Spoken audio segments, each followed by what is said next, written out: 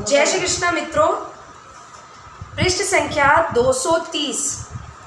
हरिसी सुरहिन दुदुम्बी बजाई, बिरसी प्रसुन पर छार गाई, पानी सरोज सोहे जयमाला, अवचट चितय सकल भूआला। देवताओं ने हर्षित होकर नगाड़े बजाए और पुष्प बरसाएं। अप्सराएं गाने लगी। सीता जी के कर कमलों में जयमाला सुशोभित हो रही है। सब राजा चकित होकर अचानक उनकी ओर देखने लगे। जब ये युद्ध का उद्घोष हो गया और सीता जी का आवाहन हुआ उस मंडप के बीच में, तो सारे राजा महाराजा उन्हें एक टक लगाकर देखने लगे। उनकी सुंदरता का वर्णन आपको पिछले पृष्ठों में बताया गया है। तो देखने लगे और हमारी सीता जी के हाथों में जयमाला, अर्थात जो उनका वर होगा उनके लिए जयमाला उनके हाथों में सुशोभित हो रही थी। देवता ऊपर से पुष्पों की बरसात कर रहे थे, अप्सराएं गीत गा रही थी। इस प्रकार का मंगलमय मौसम था उस समय। सिय चकित चित राम ही चाहा, भय मोह बस नर नाहा, मुनि समीप देखई दो भाई, लगे ललकी लोचन निधि पाई। देखिए इसमें कितना प्यारा है कि सीता जी चकित होकर चित्त से श्री राम को देखने लगी। उन्होंने चारों ओर राम जी का दर्शन पाने के लिए प्रयास किए। मोहबस जब सीता ने मुनि के समीप बैठे हुए दोनों भाइयों को देखा तो उनके नेत्र जैसे खजाना पा चुके हो उस प्रकार ललक उठे। जैसे एक व्यक्ति, दरिद्र व्यक्ति को खजाना मिल जाए और उसके बाद जो उस प्रसन्नता का अनुभव होता है, हमारी सीता जी को उसी प्रकार का अनुभव हुआ जब उन्होंने मुनि के समीप राम जी को बैठा पाया। दोहा है, गुरजन लाल समाजो बड़, देखे सिय सकुचानी, लागी विलोकन सखिन तब तन रघुवीर ही उर आनी। परंतु गुरुजनों की लाज से तथा बड़े समाज को देखकर सीता जी सुखचा गई और वे श्री रामचंद्र को हृदय में लाकर सखियों की ओर देखने लगी। पहले तो एक टक उनके ऊपर नजरें टिक गई राम जी के ऊपर, लेकिन समाज और परिवार के शर्मवश जो भी सकुचा गई और फिर अपने नेत्रों को अपनी सखियों की तरफ मोड़ लिया। राम रूप अरु सिय छवि देखे, नर नारहि परि हरि निमेषे, सोचे सकल कहत कछु चाही, विधि सन विनय करहि मन माही। श्री रामचंद्र का रूप और सीता जी की छवि देखकर स्त्री पुरुष ने पलक मारना छोड़ दिया। सब एक टक उन्हें देखने लगे। सबके मन में यही विचार था कि यही दोनों जोड़े के रूप में सुशोभित हो रहे हैं इस पूरे मंडप में, और उन्हें देखने के लिए उन्होंने अपनी पलकें भी नहीं झपकाई, एक टक उन्हें देखते रहे। सभी अपने मन में सोचते हैं पर कहते सकुचाते हैं, मन ही मन में विधाता से विनय करते हैं कि यही दोनों का जोड़ा हो।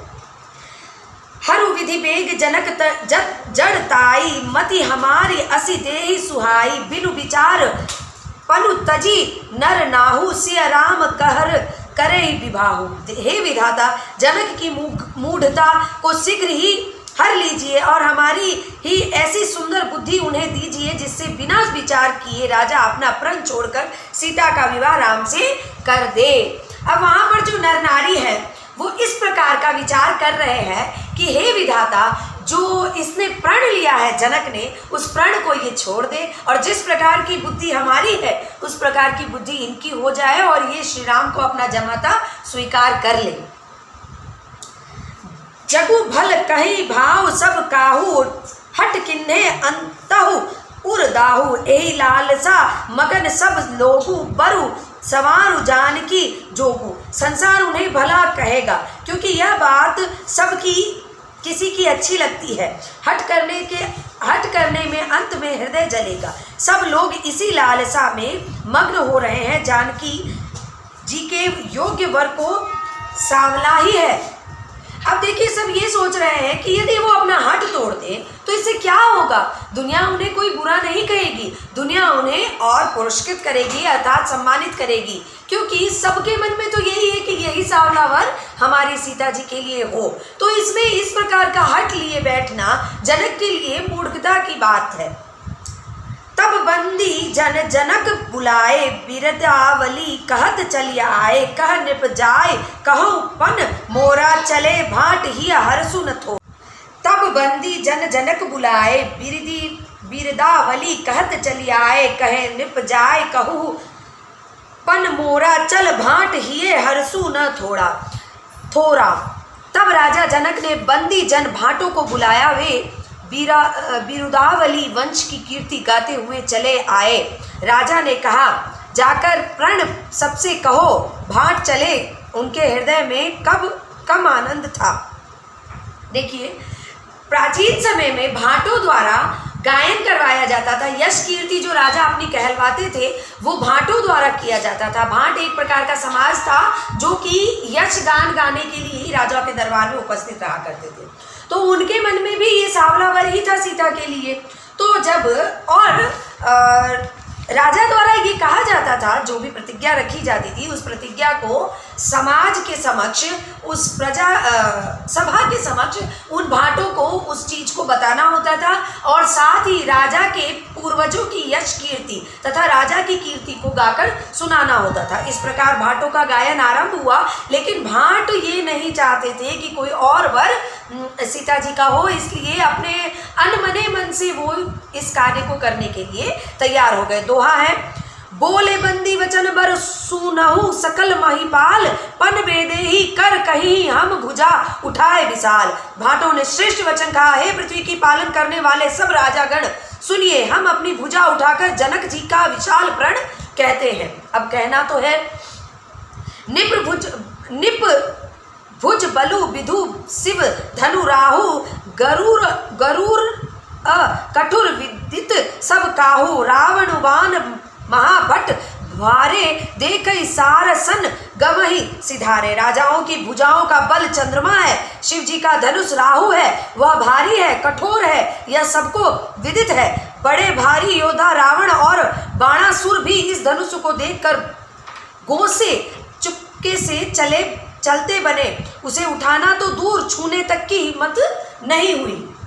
जब भाटों ने इस प्रकार का प्रण दोहराया कि इस धनुष को आपको उठाना होगा तभी सीता जी का विवाह आपके साथ होगा, तो इस बात को सुनकर जो इस धनुष की महिमा समझते थे, जिस प्रकार रावण और बाणासुर ये इस धनुष की महिमा समझते हुए कि ये हमारे बस का नहीं है, वहां से चुपचाप चलते बने।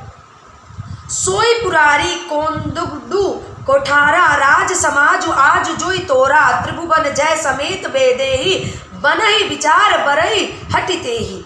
उसी शिव जी के कठोर धनुष को आज इस राजमहल में जो भी तोड़ेगा, तीनों लोक की विजय के साथ ही उसको जानकी बिना किसी विचार के हठपूर्वक वरण करेगी। अब इसमें बताया गया कि जो भी इस धनुष को तोड़ेगा उसे बिना विचार किए सीता जी उसका वर के रूप में वर्ण करेगी। सुनिपन सकल भूप अभिलाषे, भट मानी अतिशय मन माके परिकर, बांधि उठे अकुलाए चले इष्ट देव ही सिर नाए। प्रण सुनकर सब राजा ललचा उठे। जो वीरता के अभिमानी थे वे मन में बहुत ही तमतमाए, कमर कसकर अकुलाए उठे और अपने इष्ट देव को सिर नवाकर चले। अब देखिए, इसमें सीता जी तो प्राप्त होने वाली ही थी, साथ ही इस धनुष को तोड़ने के बाद उस व्यक्ति की वीरता इतनी प्रसिद्ध हो जाएगी कि उसको तीनों लोक का भी सम्मान प्राप्त हो जाएगा। तो तीनों लोक के राज के साथ एक इतनी गंधर्व स्त्री का प्राप्त होना इस प्रकार के मूर्ख राजाओं के लिए बड़ा फायदे का सौदा था। तो वो अपनी कमर कसने लगे और इस धनुष को उठाने के लिए अपने इष्ट देव को याद किया और सिर नवाकर इस धनुष की उठाकर तोड़ने के लिए तैयारी करने लगे। तम की तकी शिव धनु धर ही उठई न कोटि भांति बलु, करही चिन्ह के कछु विचार मन माही, चाप समीप महीप न जाही। अब देखिए, तमतमा के तो उठ गए। अब हुआ क्या उनके साथ वो भी सुनिए।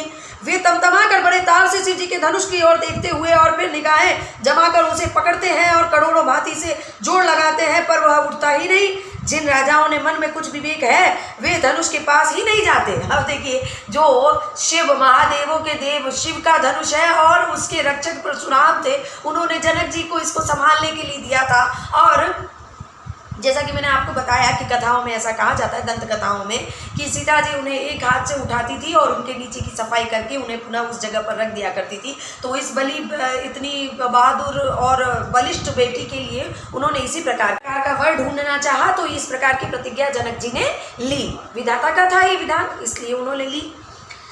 तो जो अविवेक रूप से उस धनुष को उठाकर उसको तोड़ने के लिए तमतमा कर उठे, करोड़ों भांति से उन्होंने अपना दाव लगा लिया, लेकिन धनुष तो टस का मस भी नहीं हुआ। लेकिन जो विवेकशील राजा थे, जो समझते थे कि ये धनुष किसी के बस का नहीं है, वो चुपचाप उस धनुष के समीप तक नहीं गए। दोहा है तम की धरहि धनु मूढ़ निप, उठई न चलहि लजाय, मन उपाय भट बाहुबल अधिकु अधुकु गरु आय। वे मूर्ख राजा तमतमा कर धनुष को पकड़ते हैं, परंतु जब नहीं उठता तो लजाकर चले जाते हैं, मानो वीरों की भुजाओं का बल पाकर धनुष अधिक अधिक भारी होता जा रहा है। भूप सहस 10 एक ही 12, लगे उठावन टरई न टारा, डगई न शंभु सरासनु, कैसे कामी वचन सती मनु जैसे। तब 10,000 राजा एक ही बार धनुष को उठाने लगे, तो भी वह टाले नहीं टलता। शिव का वह धनुष कैसे नहीं दिखता, जैसे कामी पुरुष के वचन से सती का मन भी कभी ललचायमान होता है। देखिए इसमें इस दोहे को आप दिमाग में लीजिए। इसमें बताया गया है कि शिव जी का धनुष उस प्रकार से स्थिर हो गया है जिस प्रकार एक सती स्त्री जो होती है उसके समक्ष कामदेव के समान भी पुरुष यदि आ जाए तो उसका सतीत्व नहीं दिखता। उसी प्रकार शिव जी का ये धनुष 10,000 राजाओं के हाथ लगाने और बल का प्रयास करने के पश्चात भी नहीं रुका। इस प्रकार पृष्ठ संख्या 230 और 231 मैंने पूर्ण कर ली है। जय श्री कृष्ण, जय श्री राम।